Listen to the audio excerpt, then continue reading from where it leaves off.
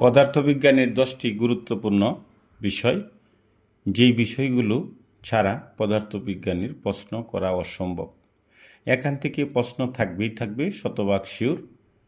এই 10টা বিষয় জানলে নৈবিত্তিক, এমসিকিউ, সৃজনশীল, সংক্ষিপ্ত সব ধরনের প্রশ্নে কাজে আসবে। আমরা এই 10টা জিনিস এমনভাবে উপস্থাপনা করব, ইনশাআল্লাহ সবাই বুঝতে পারবে। নাম্বার 1, স্কেলার রাশি। স্কেলার রাশি যে রাশির মান আছে, দিক নাই। যে রাশির মান আছে, দিক নাই, তাকে স্কেলার রাশি বলে। যেমন সময় একটি স্কেলার রাশি, দৈর্ঘ্য একটি স্কেলার রাশি, এবং ক্ষেত্রফল একটি স্কেলার রাশি, দ্রুতি একটি স্কেলার রাশি। ভেক্টর রাশি যে রাশির মান ও দিক উভয় আছে, তাকে ভেক্টর রাশি বলে। যেমন বল একটি ভেক্টর রাশি, বেগ একটি ভেক্টর রাশি, ত্বরণ একটি ভেক্টর রাশি, সরণ একটি ভেক্টর রাশি। ভেক্টর রাশির যোগ বিয়োগ গুণন সাধারণ গাণিতিক নিয়মে সম্ভব নয়। এক্ষেত্রে ভেক্টরের বিশেষ নিয়মে ভেক্টর রাশির পরিমাপ করতে হয়। দ্রুতি কোনো বস্তু একক সময়ে যে দূরত্ব অতিক্রম করে তাকে দ্রুতি বলে। এই দ্রুতি যখন নির্দিষ্ট দিক হয় তখন বেগ হয়। বেগ কাকে বলে? বেগ হলো কোনো বস্তু নির্দিষ্ট দিকে একক সময়ে যে দূরত্ব অতিক্রম করে তাকে বেগ বলে। বেগকে বি দ্বারা প্রকাশ করা হয়, দ্রুতিকেও বি দ্বারা প্রকাশ করা হয়, ত্বরণকে এ দ্বারা প্রকাশ করা হয়।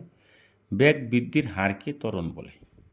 ত্বরণ a equal to b minus u by t. সরণ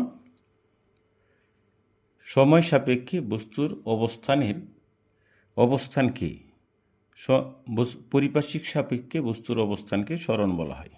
সরণকে এস দ্বারা প্রকাশ করা হয়। গতির সমীকরণ, গতির বিষয়ক যে সমীকরণগুলো আছে সেগুলো হলো v equal to u plus a t এবং s equal to u t plus half a t square, v square equal to u square plus 2s। এই সমীকরণগুলো পরীক্ষা আসে।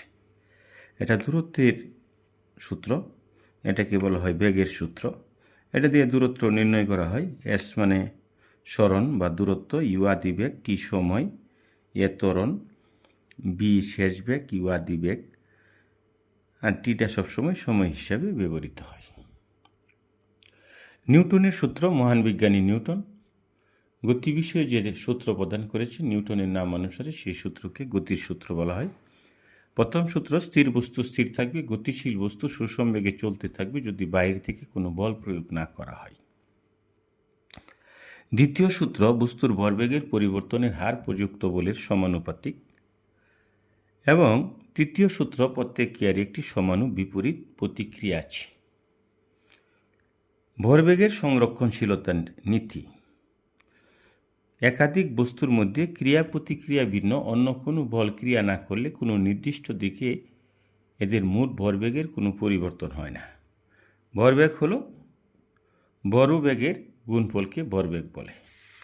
পরবর্তীতে আমরা যে প্রশ্নটা আলোচনা করতে চাচ্ছি সেটা হলো পরীক্ষা খুবই আসে, স্কেলার রাশি ও ভেক্টর রাশির পার্থক্য। পার্থক্যটা আমরা প্রথমে সংজ্ঞাগত পার্থক্য দিব। স্কেলার রাশি মান আছে, দিক নাই। ভেক্টর রাশির মান ও দিক উভয় আছে। শুধু মানের পরিবর্তে স্কেলার রাশি পরিবর্তিত হয়। ভেক্টর রাশি মান ও দিক উভয়ের পরিবর্তে পরিবর্তিত হয়। স্কেলার রাশির যোগ বিয়োগ গুণন সাধারণ গাণিতিক নিয়মে সম্ভব। ভেক্টর রাশির যোগ বিয়োগ সাধারণ গাণিতিক নিয়মে সম্ভব নয়। আবার দ্রুতি ও বেগ, দ্রুতি হলো স্কেলার রাশি, বেগ ভেক্টর রাশি। নির্দিষ্ট দিকে একক সময়ে যে দূরত্ব অতিক্রম করে তাকে বেগ বলে। কোনো বস্তু একক সময়ে যে দূরত্ব অতিক্রম করে তাকে দ্রুতি বলে। দ্রুতির যোগ বিয়োগ গুণন সাধারণ গাণিতিক নিয়মে সম্ভব। বেগের যোগ বিয়োগ গুণন সাধারণ গাণিতিক নিয়মে সম্ভব নয়। দ্রুতি ও বেগের পার্থক্য পরীক্ষা খুবই আসে। আর ঋণাত্মক ত্বরণকে মন্দন বলে, বেগ রাশির হারকে মন্দন বা ঋণাত্মক ত্বরণ বলে। ত্বরণ আর মন্দনের মধ্যেও পার্থক্য পরীক্ষা আসে। এখন আমরা নিউটনের যে সূত্র, এই সূত্রের বাস্তবিক কিছু উদাহরণ নিয়ে আলোচনা করব। চলন্ত বাস হঠাৎ থেমে গেলে ওই বাসের যাত্রীরা সামনের দিকে ঝুঁকে পড়ে কেন? আমরা নিউটনের দ্বিতীয় সূত্র থেকে জানি কোনো বস্তু নিজে নিজে তার অবস্থার পরিবর্তন করতে পারে না। স্থির বস্তু স্থির এবং গতিশীল বস্তু গতিশীল থাকতে চায়। বস্তুর এই ধর্মকে জড়তা বলা হয়। এই জড়তার জন্য যেহেতু বাসটা গতিশীল ছিল, হঠাৎ করে থেমে গেলে ওই যাত্রীরা আবার সামনের দিকে ঝুঁকে পড়ে। আবার স্থির বাস হঠাৎ চলতে শুরু করলে যাত্রীরা পিছনের দিকে হেলে পড়ে। এটাও একই কারণ, বস্তুর জড়তার জন্য। আবার নৌকা থেকে কেউ লাফিয়ে পড়লে সে সামনের দিকে যা, নৌকা পিছনের দিকে যা। এটা হলো নিউটনের তৃতীয় সূত্র, যে প্রত্যেক ক্রিয়ারই একটি সমান ও বিপরীত প্রতিক্রিয়া আছে। আমরা যদি এই 10টা বিষয় সুন্দর করে পড়ি, তাহলে আমরা সংক্ষিপ্ত প্রশ্ন, এমসিকিউ এবং রচনামূলক সৃজনশীলের ক্ষেত্রে ক ও খ এর আনসার করতে পারব। আমাদের বিস্তারিত জানার জন্য আমাদের লাইভ ক্লাসগুলো ফলো করুন এবং আমাদের চ্যানেলটিকে অনুসরণ করুন। ধন্যবাদ।